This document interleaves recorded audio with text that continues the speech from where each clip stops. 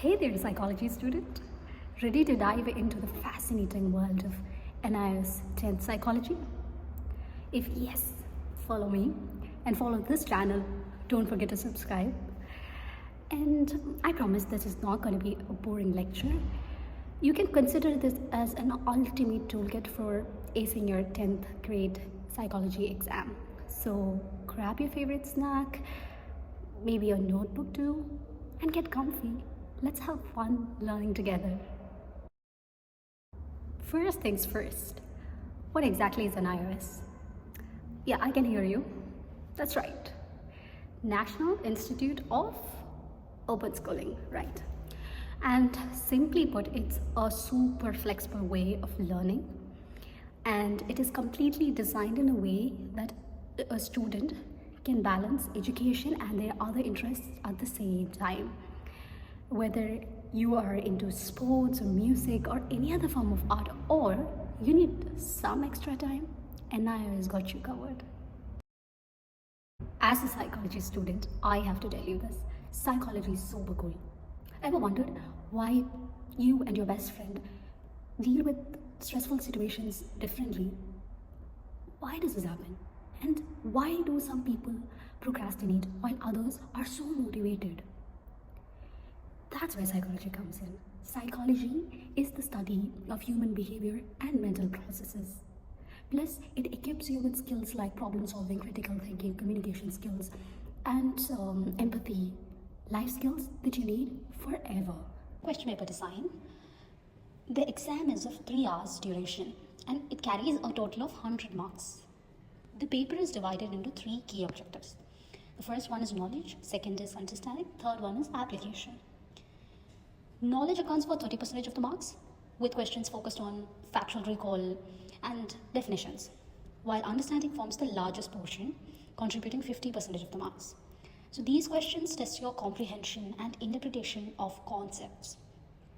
Application questions, which are 20% of the total marks, require you to apply psychological knowledge that you have in real life context. So right now, you know what all kinds of questions you can expect, or on the basis of what you will be tested in the exam, right? So when it comes to knowledge-based questions, you can expect questions like describe the theory of Panchakoshas, or maybe that was a 5-mark question in your sample paper, and define organization as a system along with subsystems of an organization. So again, all of these kind of questions will be very direct. So if you know the matter, subject matter, then you're good to go. So that was a 3-mark question, and then there was a 1-mark question which was like regarding greenhouse gases. You have to just identify that, and a 2-mark question which was like define selective attention and state the different factors affecting attention. So it's very easy, you can directly answer it. The question is pretty direct. So try going through your sample paper, and I will put the link of that in the description box below, and you can also find it in the official page of NIOS.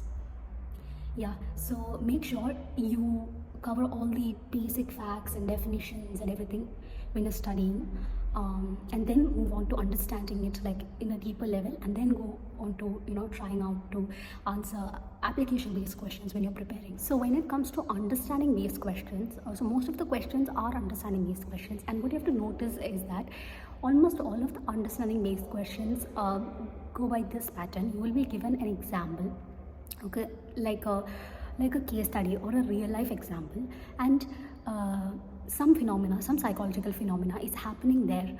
So what you have to do is that you have to understand what kind of a psychological phenomena it is. So you are asked to name it.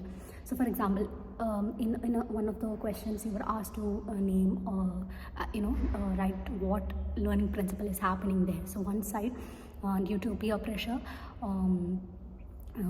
this guy Ajay, he starts doing, he starts smoking, while on the other side Seema sees her brother playing with stray dogs regularly. So now she's fine with, she's not scared to these stray dogs. So you're asked to identify what is happening there, what kind of a learning process is happening there.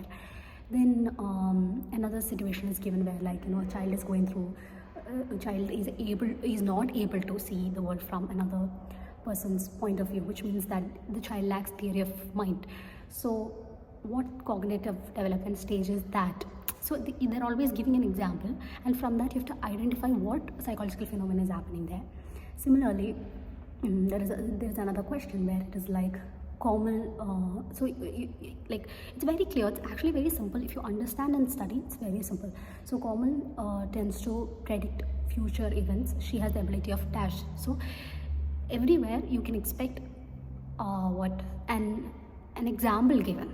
So there is a person, they can do this, that's it's like a case study given.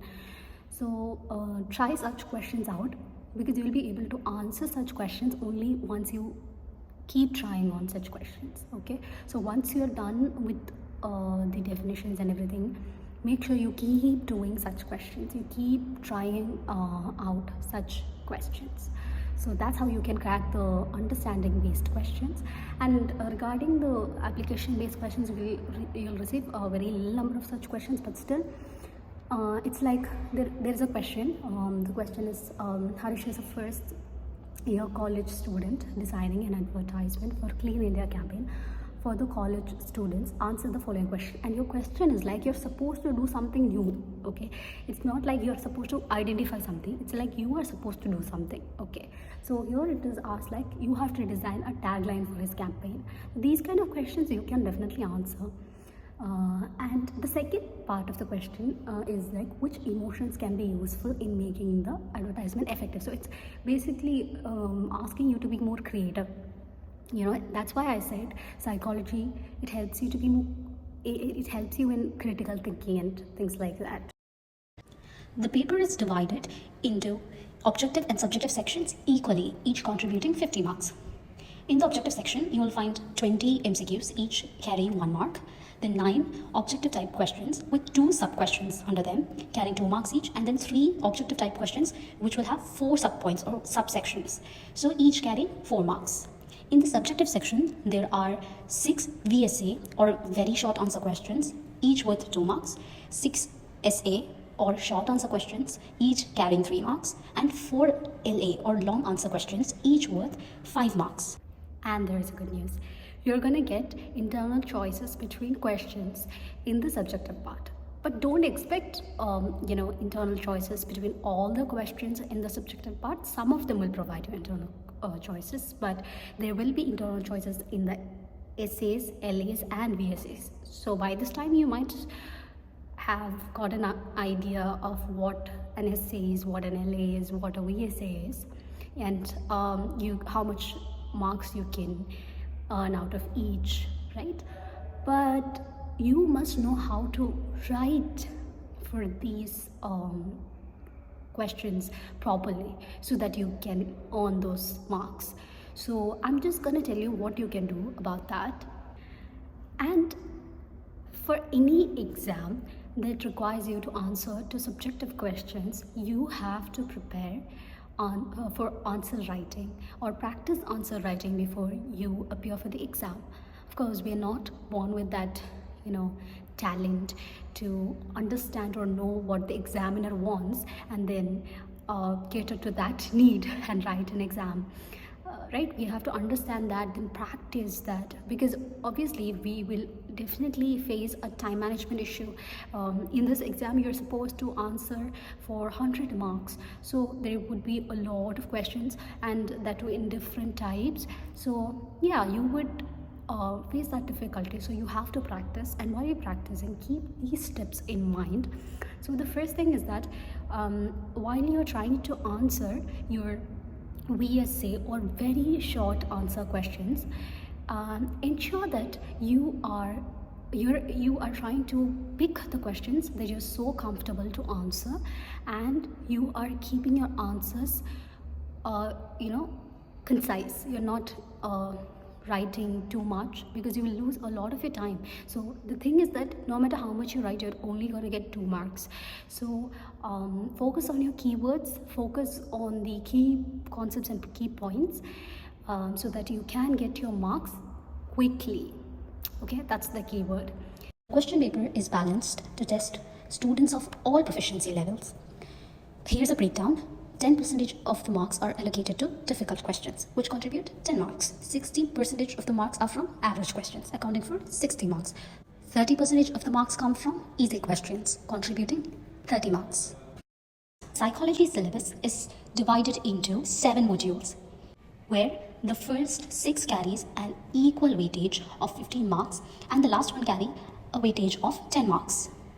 These modules are Foundations of Psychology, Basic Psychological Processes, Human Development, Social Psychological Processes, Health and Well-being, Work Life, and Environmental Concerns.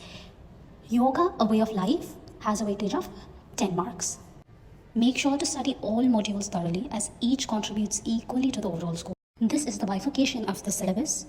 It clearly bifurcates the syllabus into 2 parts, TMA and public examination. And you're supposed to study the portions under the heading public examination for your exam. TMA, as you all might know, is for your assignment. So after you finish your assignment, completely focus on the public examination portions, as these are the areas from which you will have to expect questions in your exam. So in this channel, I will be posting videos of only chapters under the public examination, and we will be posting other resources like flashcards, quizzes, and much more related to these portions. If you have any queries or doubts, you may comment below. If you need the PDF of this syllabus bifurcation, you may go to the official website of NIOS or just go down to the description and click the link.